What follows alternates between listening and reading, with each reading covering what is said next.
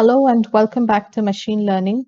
I'm Javita Christie, and in this video, I'm going to talk to you about sampling.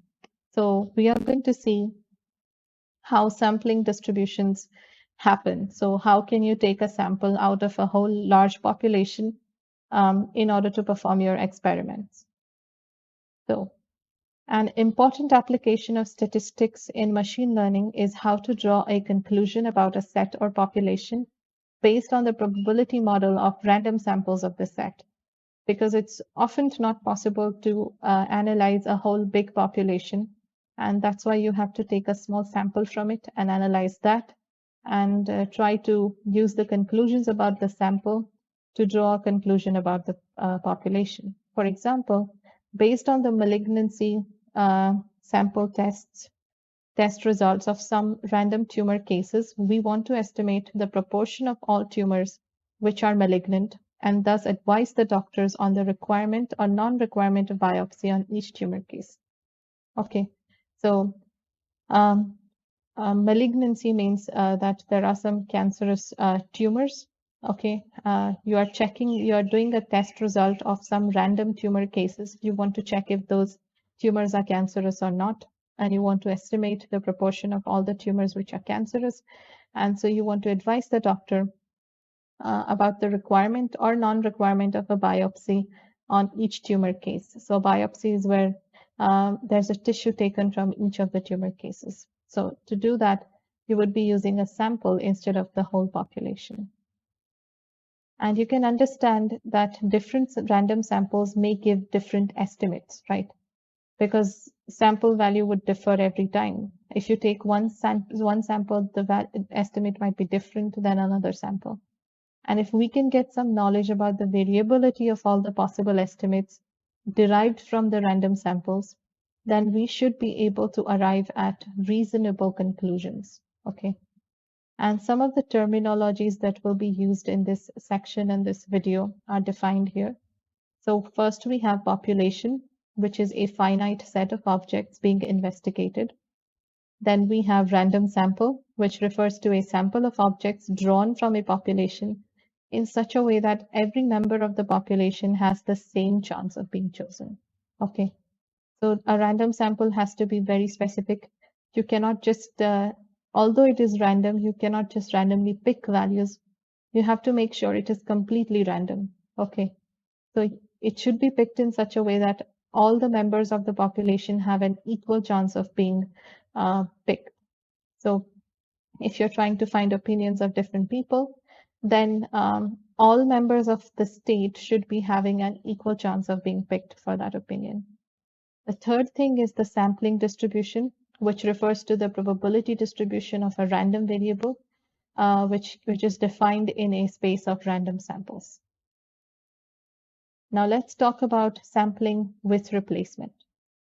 So while you are choosing the samples from the population of each object, and if you return the object after choosing it before picking the next object, then that is sampling with replacement, which means if I have 1,000 objects and I'm picking one object, I have 999 left when I pick the next object. But if I have 1,000 objects, I pick one object, and before picking the second one, I return the first one back into the population, then I still have 1,000 objects to pick from. So that is a sampling with replacement. And in this case, repetitions are allowed, which means if the sample size is n, and from there you are choosing, if sample size is capital N and you're choosing, sorry, if population size is capital N and you're choosing a sample of size lowercase n, then the number of such samples can be n into cc into n equal to n star n, because each object can be repeated. So just remember that it would be capital N into n. That is the size, that is the number of combinations possible. Okay. And the probability of each sample being chosen will always be 1 upon capital N raised to small n.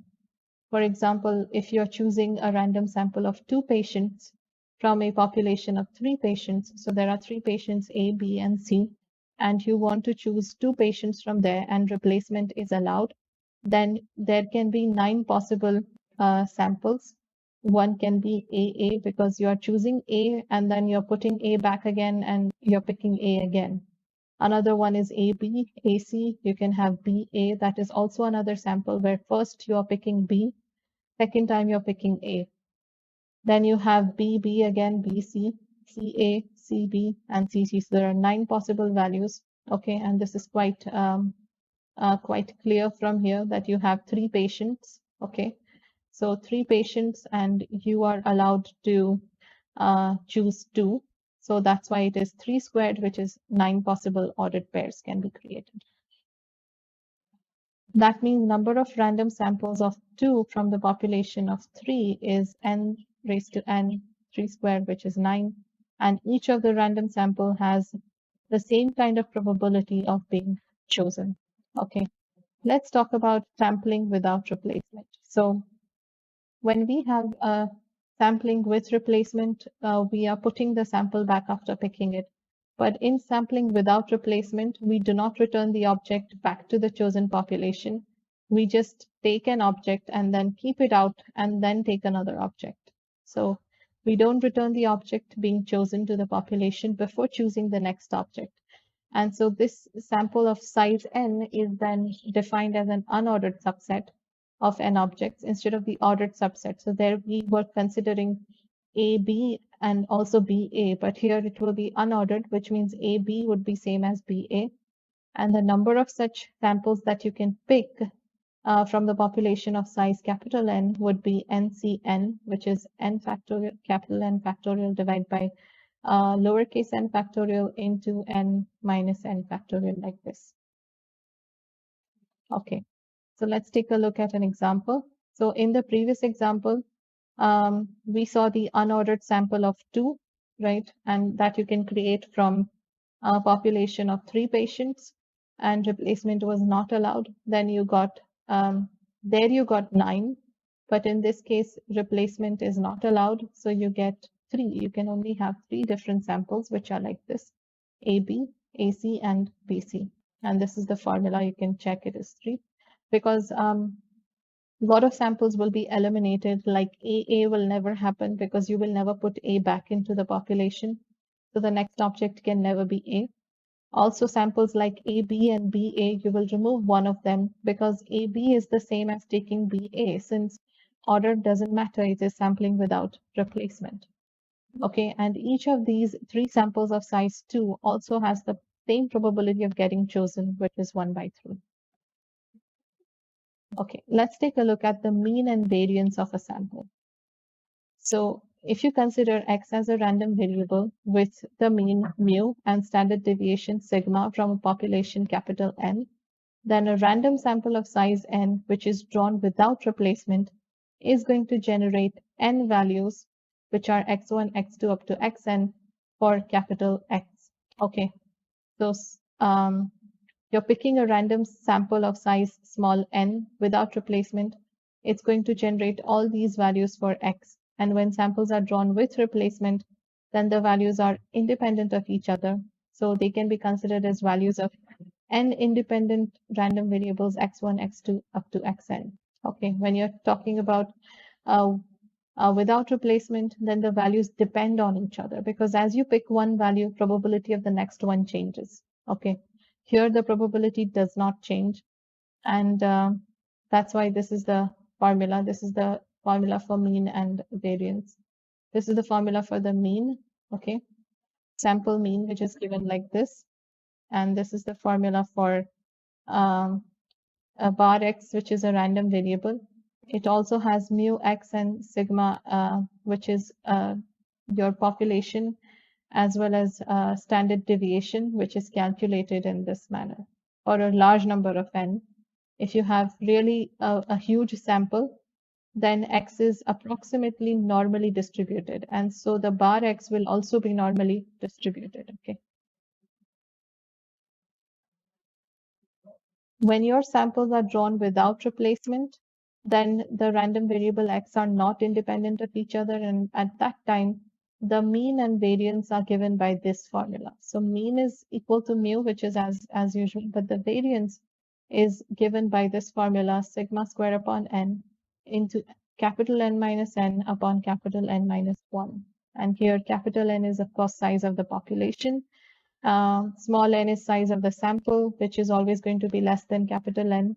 And if x is normally distributed, then bar x will also have a normal distribution.